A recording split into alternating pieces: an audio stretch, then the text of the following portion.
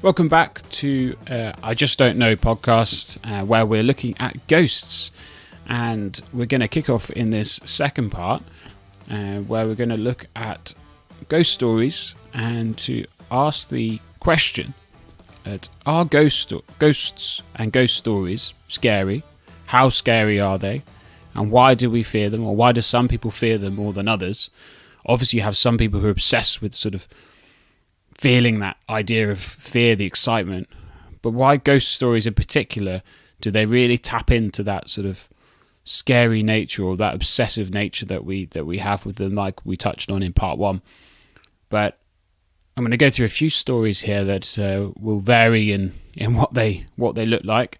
But I wanted to share that some and see what conclusion we can come to based on this idea. So yeah, are ghosts scary? Let's find out.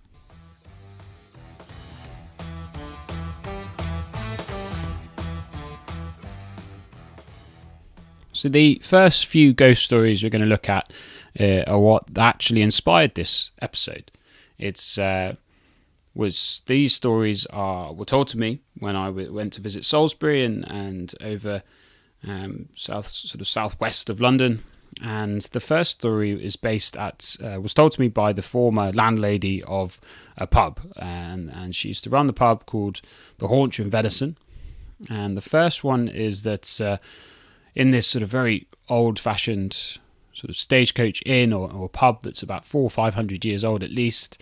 Obviously, it's been rebuilt a few times, but it's got this great, beautiful sort of Tudor Stuart sort of outside interior sort of architecture. Imagine sort of a Shakespeare-esque Globe Theatre sort of look with thatched roof.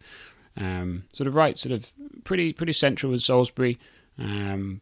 But the first story that comes from it is that hundreds of years ago, this inn was not just a place to drink and share information and have fun and for the community to gather, but it was also had more sort of darker purposes in sort of the upstairs rooms. So it was more of a brothel where ladies stayed and travellers would visit along the way, whether along the way to London or down into sort of Cornwall.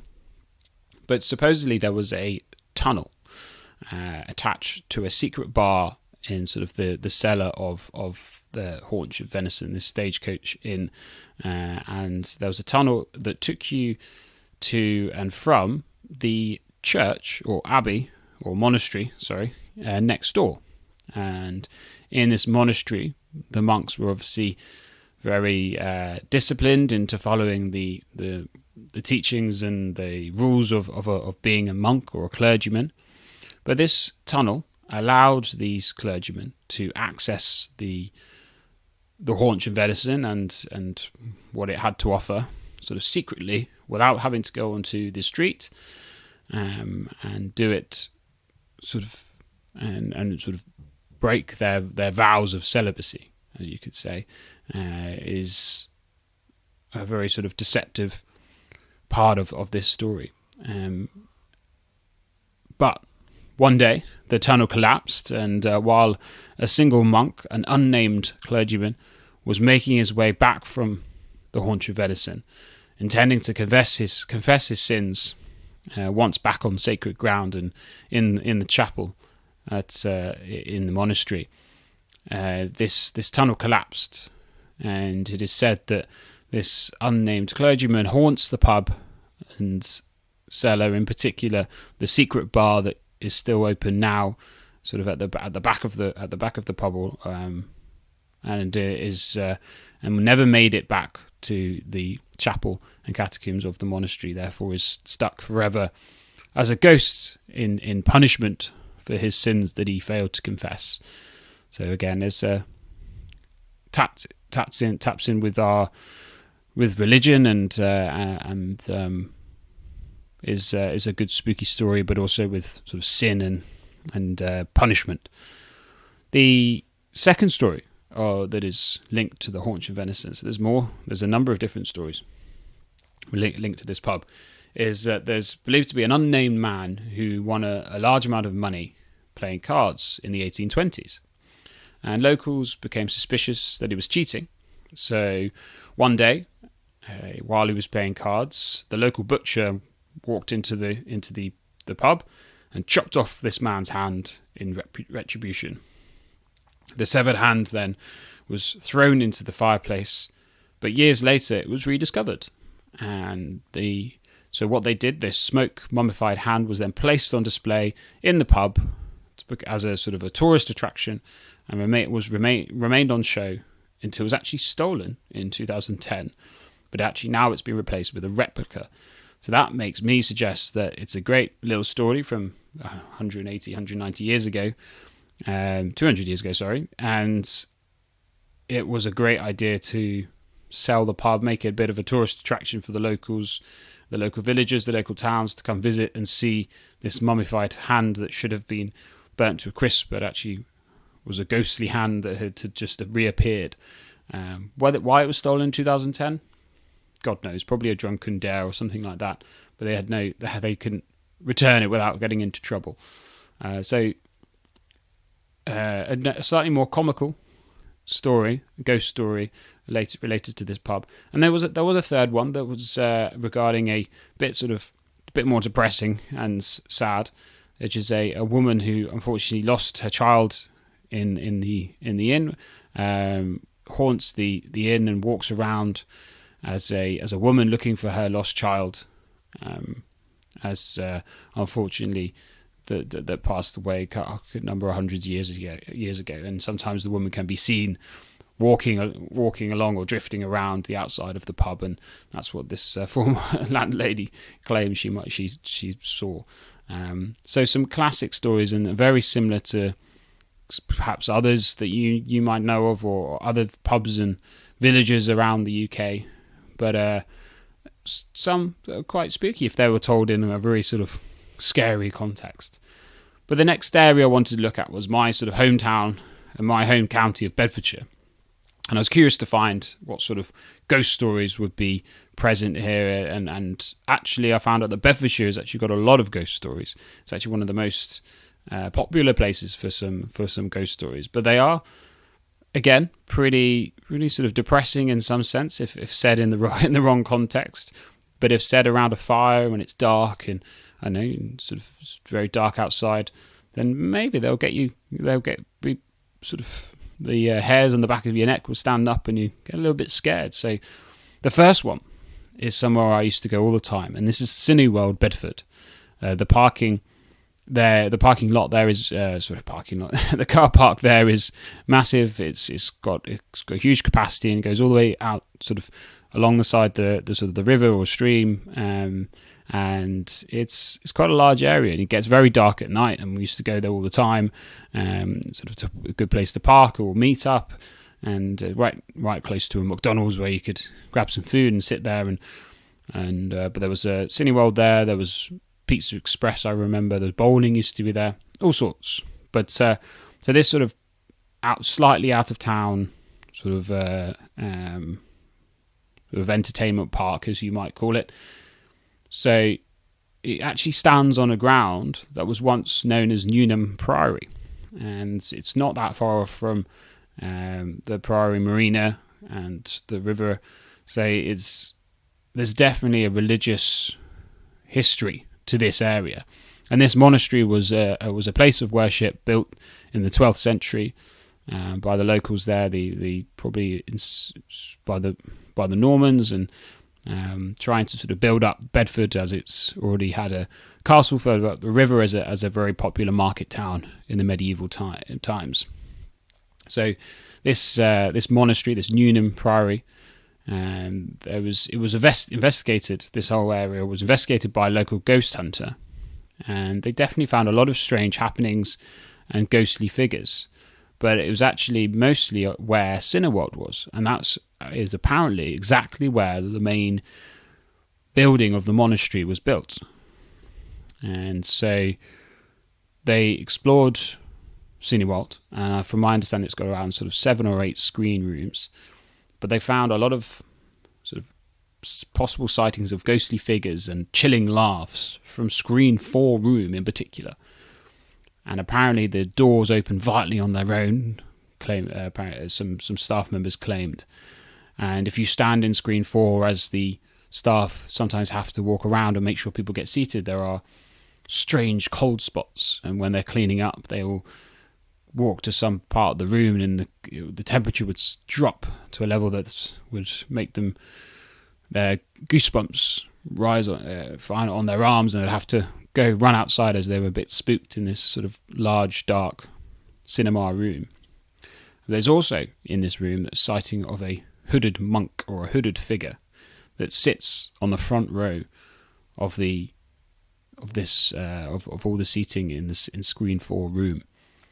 And apparently, in particular, seats 8, 9, and 10 are most haunted, and in particular, seat 8, that never stays upright and will always move down when no one's looking, and will then rise as someone will go over and put it back up. But as soon as they head back to the back of the screen room, it would lower down again. Spooky, suspicious. But then, who is this hooded monk? Who is this hooded figure? And apparently, unfortunately, could be a boy who, when the monastery was still standing, hanged himself nearby as he was disgraced or had fallen out of favour in Bedford and the local town and village. And this boy haunts the grounds of Newnham Priory, and unfortunately Cineworld, and in particular Screen 4, is built on this very spot. So not going to go to that cinema anytime soon. So the second story that is in Bedfordshire, down the road, you might know it, is Chicksands military base. It's got a lot of history. It's might have changed now, but in the past it was sort of the headquarters or the centre for the intelligence corps. But supposedly, and more recently, in the war, the Americans moved over and they sort of had an airfield there, and a lot of personnel were housed and based there. But we go back further, and supposedly in the 11th century, even further back, sort of the normal conquest times, there was a Gilbertine order, place of worship built there, right on top of the hill. If you've been there, it's on sort of a bit of a crest. The whole sort of army base, and that was established sort of 1,000 years ago. So a very ancient order of religious monks. And a ghost hunter again explored this area, and they spotted a hooded monk on 3 occasions floating through the priory and even through a wall. So floating through the sort of the army base as they were there, as they finally got access to the base about 10 years ago. And it supposedly was a disgraced nun named Rosetta, who became pregnant while part of the Gilbertine order, and was subsequently shamed, tortured, and killed for the crime, as well as the man who was known as her lover. So both were brutally killed by this very religious Gilbertine order. And rumour has it that on the 17th night of every month, the ghost haunts the priory in search for her lover, floating around the army base, through walls, through people, through anything, to try and find her lost lover. So again, a bit slightly strange story about love lost and shame and torture and disgrace that's been changed over many years, but again related to religion. But I do quite like that story. But now we're going to move to London, to a few slightly different stories, slightly weirder stories. And this is where I like how ghost stories can appear in many different ways, whether it's not just to scare you and create fear, but to give an area some sort of colour, some culture, and some history. So the first one is at Pond Square Gardens, where a guy called Francis Bacon, I'm not sure if it was the same Francis Bacon, the famous one, but had an idea of freezing meat and how to freeze it and make it so they can store it for longer. And he found a chicken in Pond Square Gardens one day, and he grabbed it and killed it and plucked it and went to freeze it. in this new sort of new technique that he was going to do. But that winter, he later died, froze to death, and you would think that Mr. Francis Bacon would unfortunately haunt this Pond Square Gardens, but it's not. The chicken does, and it's reported that people sometimes hear the sounds of a chicken if you stand in Pond Square Gardens, even during the day, and during the night. They swear they hear this, as they call it, a poultrygeist, not my joke, theirs, that haunts them. And unfortunately, this chicken will forever exist as a ghost in Pond Square Gardens. The next one is Cambridge Gardens near Ladbroke Grove. There's a ghost that is the number 7 bus. It's a spectral bus that apparently in the 1930s caused another bus, an actual bus, to swerve and lose control and crash. This spectral bus, the number 7 bus, which does stop at Ladbroke Grove, but this ghostly vehicle apparently always appears at 1:15 a.m. in the morning, and I'm pretty sure people will go there as ghost tours, nightly ghost tours will go there even now to hopefully see this spectral bus drive past the number 7 at 1:15 a.m. every morning. And then the next one is in West Brompton in West London, where again is a bit of a silly ghost story, but I quite like it. Is in Brompton Cemetery, and there is apparently a sinister squirrel that haunts the cemetery, but it's a red squirrel, and there's only grey squirrels in the south of England, pretty much, or definitely in London.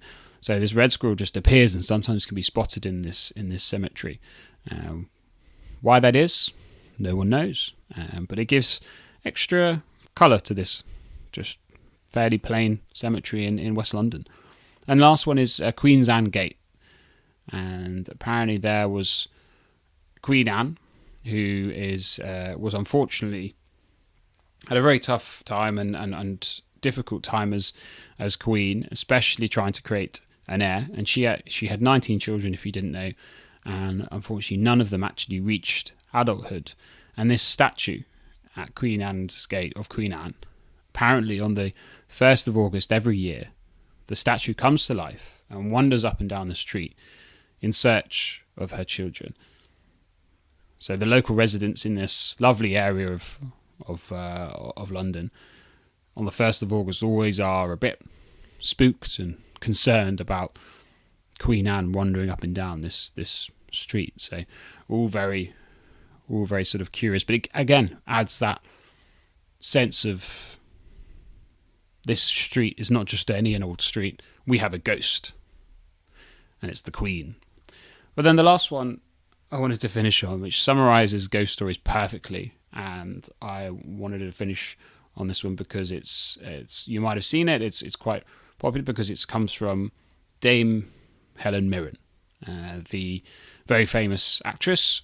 And in 2018, she's talking, and she talks about this in a few interviews and does this on TV as well.